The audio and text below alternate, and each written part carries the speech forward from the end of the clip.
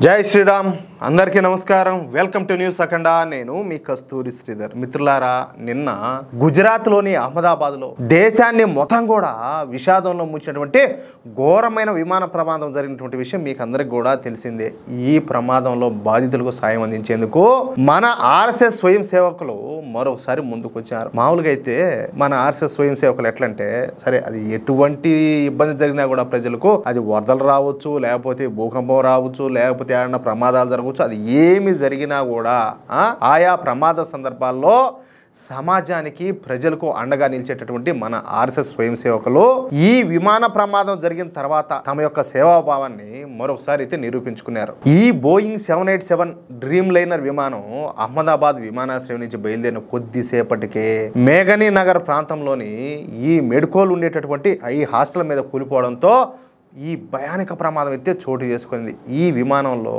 230 మంది ప్రయాణికులు అదేవిధంగా 12 మంది సిబ్బంది ఉన్నారు. ప్రయాణికుల్లో 169 మంది భారతీయులు, 52 మంది బ్రిటిష్ పౌరులు, 7 మంది పోర్చుగీస్ వాళ్ళు, ఒక కెనడియన్ పౌరుడు కూడా ఉన్నారు. అయితే ఇక్కడ విషయం ఏంటంటే గుజరాత్ మాజీ ముఖ్యమంత్రి అయినటువంటి విజయ్ రూపానీ గారు కూడా స్వర్గస్థులైనారు.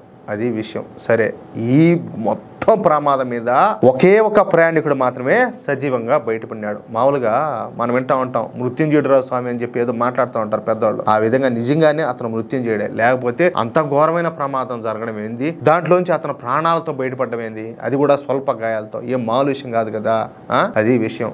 సరే, ఈ ప్రమాదం జరిగిన తర్వాత ఈ కర్ణావతి సివిల్ హాస్పిటల్లోనూ అదేవిధంగా ఈ ప్రమాదం జరిగింది కదా అక్కడ అదేవిధంగా ఇతర ముఖ్య ప్రాంతాలలో సుమారుగా 350 మంది మన ఆర్ఎస్ఎస్కి చెందినటువంటి స్వయం సేవకులు 2 విడతలుగా సేవలు అయితే అందిస్తున్నారు. ప్రమాద స్థలంలో రెస్క్యూ కార్యకలాపాల్లోనూ అదేవిధంగా ట్రాఫిక్ కంట్రోలు అలాగే చనిపోయిన వారికి సంబంధించినటువంటి DNA శాంపిళ్ల సేకరణకు అర్థమవుతుందా. ఎందుకంటే బాడీలు కూడా కొన్ని అయితే కనుక్కోలేని స్థితిలో ఉన్నాయి కాబట్టి ఎట్లా ఫైండ్ అవుట్ చేయాలి వాటిని, ఈ DNA పరీక్షలు అయితే చేయాలి. కాబట్టి ఆ DNA శాంపిళ్ల సేకరణకు సపోర్ట్ చేయడం, అలాగే అవసరమైన వాళ్లకు ఏది ఇప్పుడు కొంతమంది మెడికోళ్ళు అలాగే అక్కడ ఏది చుట్టుపక్కల ఉన్న వాళ్ళ ఆ ప్రమాదంలో కొంతమంది గాయాలైనాయి అర్థమవుతుందా, అలాంటి వాళ్ళకి అవసరమైన వాళ్ళకు రక్తదానం చేయడం, బాధితుల కుటుంబాలకు సమాచారం అందించడం, అలాగే దీంతో పాటు ఏకంగా 2000 మందికి పైగా ప్రజలకు తాగునీరు, టీ, భోజనం ఏర్పాటు కూడా చేశారు. ఎవరు?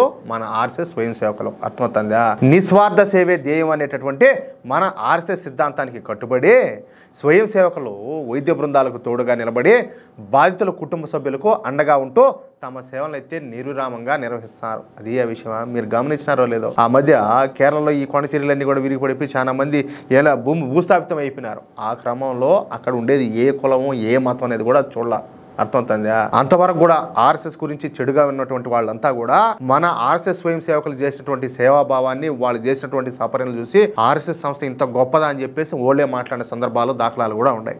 అవి కూడా మీరు వినే ఉంటారు. కాబట్టి మనోళ్ళు ఇప్పుడు గుజరాత్లోని అహ్మదాబాద్లో ఎక్కడైతే ప్రమాదం జరిగిందో ఇక్కడ కూడా సేవా కార్యక్రమాల్లో మునిగిపోయినారు. ఈ ఘోరమైనటువంటి విమాన ప్రమాదం దేశం మొత్తాన్ని కూడా కలిసేసింది. అయినప్పటికీ కూడా ఇటువంటి విపత్కాలంలో మన ఆర్ఎస్ఎస్కి చెందినటువంటి స్వయం సేవకులు చూపినటువంటి సేవా స్ఫూర్తి దేశవ్యాప్తంగా ప్రశంసలు అయితే అందుకుంటుంది. ప్రతి ఆపత్కాలంలో కూడా చెప్పినా కదా, ప్రమాదం ఏదైనా కూడా ఎటువంటి ఇబ్బంది వచ్చినా సమాజానికి అండగా నిలిచేటటువంటి సంస్థగా మన రాష్ట్రీయ స్వయం సేవక సంఘం మరోసారి తమ బాధ్యతను నిష్ఠతో నిర్వహిస్తుంది. సరే, ఈ సంఘటన ద్వారా ప్రజలందరికీ కూడా ఒక స్పష్టమైన సందేశం అయితే మళ్ళీ ఉంటుంది. దేశంలో ఎటువంటి ఇబ్బంది వచ్చినా ఎటువంటి విపత్తు వచ్చినా కూడా సేవా స్ఫూర్తితో ముందుకు వచ్చేటటువంటి చేతులు ఎల్లప్పుడూ కూడా ఉంటాయని చెప్పేసి దీని ద్వారా మరోసారి అయితే నిరూపితమైంది. ప్రమాదంలో గాయపడిన వాళ్ళు త్వరగా కోలుకోవాలని, అదేవిధంగా ఈ ఘోరమైనటువంటి ఈ విమాన ప్రమాదంలో మరణించిన వాళ్ళకి మన న్యూస్ అఖండ తరఫున శ్రద్ధాంజలి అయితే అర్పిస్తున్నాం. వాళ్ళందరూ ఆత్మ శాంతించాలని చెప్పేసి